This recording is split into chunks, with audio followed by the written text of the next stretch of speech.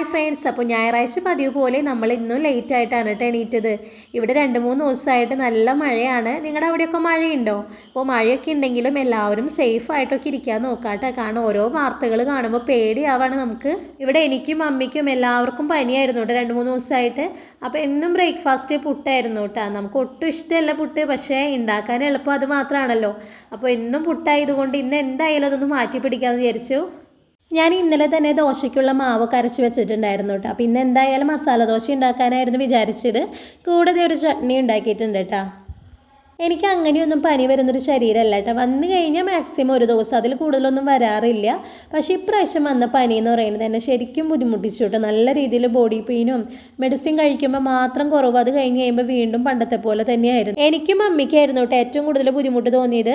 കുഞ്ഞിന് വലിയ കുഴപ്പമുണ്ടായില്ല, കാരണം അവൾക്ക് തുടക്കത്തിലെ മെഡിസിൻ കൊടുത്തതുകൊണ്ട് വലിയ പ്രോബ്ലം ഉണ്ടായില്ല.